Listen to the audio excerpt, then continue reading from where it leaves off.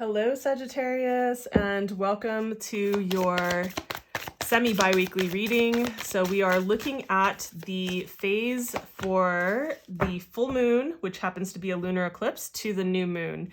So from the full moon to the new moon, we're going to take a look at what themes are coming up during this approximate 2-week period of time, and also what kind of spiritual advice is coming through to just help you navigate that. That just popped out immediately. Feeling like there's a second one for some reason, so let's do that.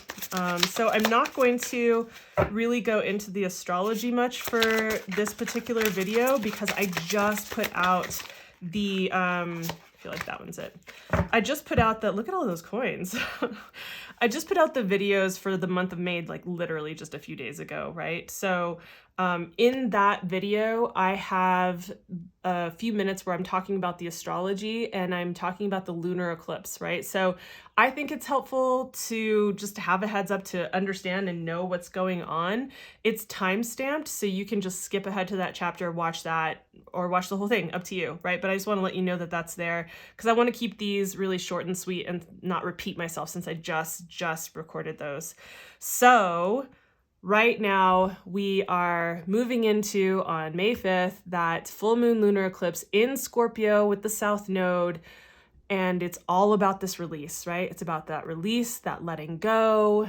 And we are also, even if we didn't have that lunar eclipse, we're talking about the phase of the moon from full to new, which means the energy is waning, right? And that is a time also of, you know, every month where there is like release, letting go, tying things up, like that types of, you know, tying a bow on things, right? Like that type of thing.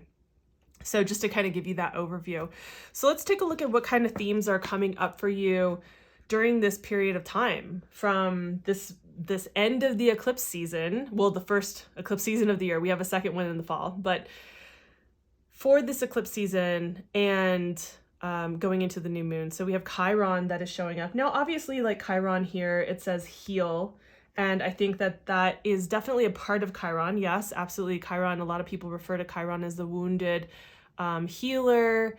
And I think there's just so much more to Chiron than just that, although it is very important. You know, Chiron definitely is also a really wise teacher and is able to take what he has learned from being with his particular kind of pain, with what he suffers from his wounding, and able to see how, like, the wisdom in that, see the gifts in that, see sorry, what he's been able to learn from dealing with that, from having to cope with that, from having to find ways to navigate in life, having that right beside him, and then to be able to teach that to others, right?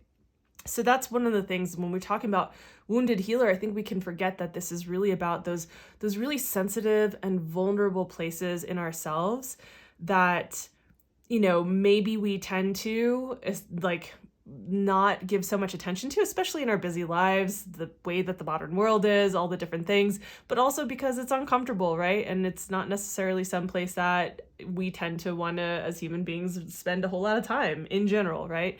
In general. So, you know, I would say this could be about physical healing, but I tend to think of Chiron as more so like emotional healing, spiritual healing. So, you know, but definitely it could be physical healing.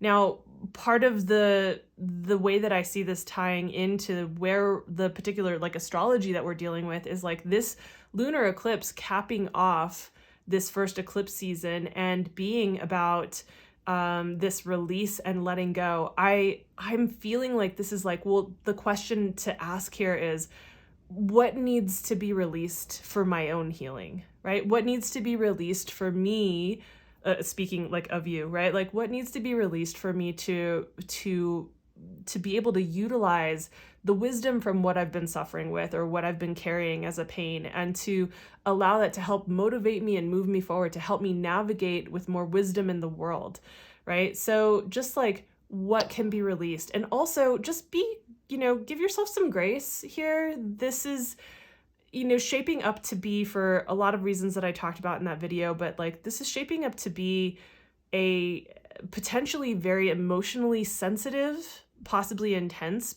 time. So you're places where like we tend to hide our wounds, right? Shield them from the world.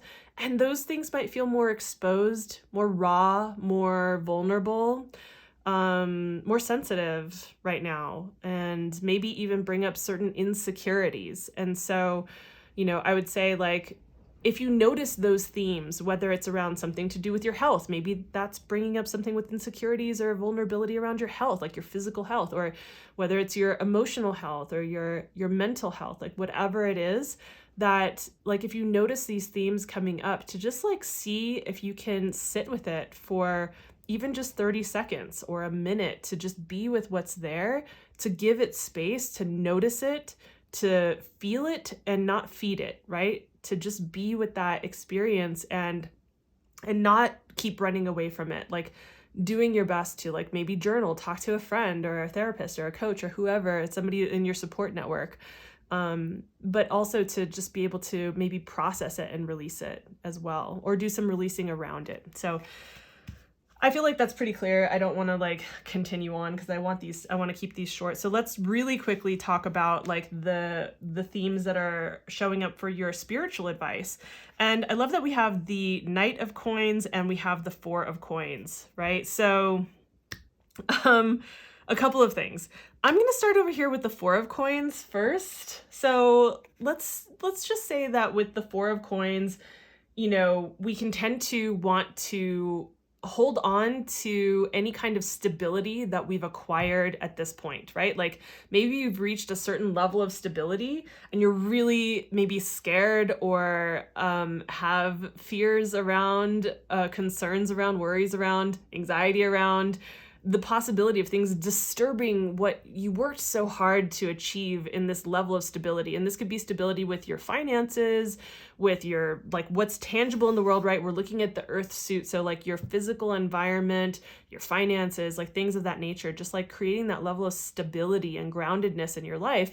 And things coming in and shaking that up can feel like really unnerving, right?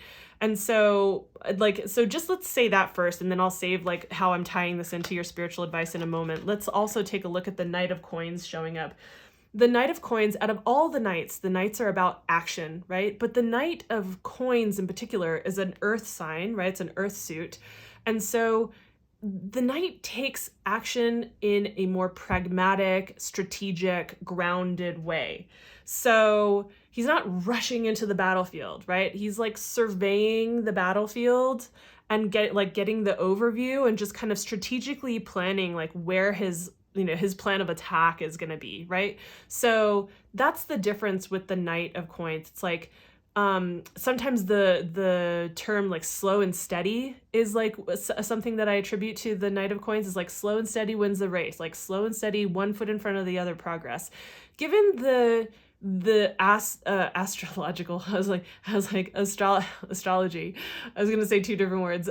So given the astrology that we have going on during this period of time, for this approximate 2-week period of time, this, I think it's like, we also have Mercury that's starting to come out of that like retrograde. It stations direct on the 14th. And it's like, okay, the energy is still maybe going a little bit slower. So I'm thinking like with these two, you might feel like whatever's coming in with this Chiron energy for this eclipse, for this period of time until the new moon, right? It might feel like it kind of disturbs the soil, like shakes things up a bit, or might feel like it's kind of threatening the stability that you've worked to gain. And just like trusting in the groundedness, trusting in like the process and going slowly through this energy, one foot in front of the other, making sure that like, again, strategic, pragmatic, grounded, clarity, right? Like that kind of process as you move through this, like anything that's being stirred up through this process. Just notice what comes up.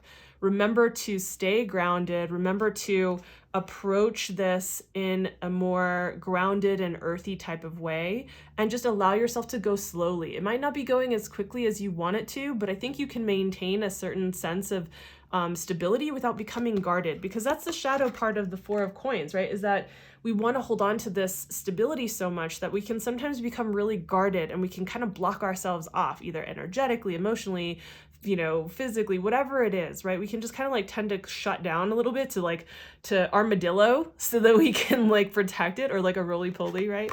So it's just like reminding you like, okay, we can still be grounded and maintain our sense of stability and sanity through this process, through dealing with the things that feel, you know, sensitive. And I feel like that is a part of what makes us feel safe, right? Is that when we can create a sense of stability, when we can anchor into something, ground into something. So grounding into ourselves, grounding into our support systems, and like making sure that we stay present and stay like going at a steady pace forward. So that feels to me like, reminds me of root vegetables for some reason, like Japanese sweet potatoes. It's just like, it's very comforting, and it's just sweet, and it's earthy, and it's just very like comforting overall. It's grounding and comforting. It's just kind of going at that pace. I hope that I'm translating this well, because I'm feeling it, like I'm feeling the feelings in my body, but sometimes getting that out in words, it comes more easily sometimes than others. So I hope that this feels clear. I'll have it up on the screen so you can go check out the May reading, Sagittarius. And you can, like I said, skip ahead from the timestamps so you can just go listen to the astrology for the lunar eclipse. I think it's helpful, you know, feel free to watch the rest of the video or just that, but I just wanted to make sure not to repeat myself a bunch since I just recorded those. So if you found this helpful or insightful at all, please consider giving this video a like and subscribing, and, you know, hitting the notification bell so that you're aware of other videos that come forward if you enjoyed this.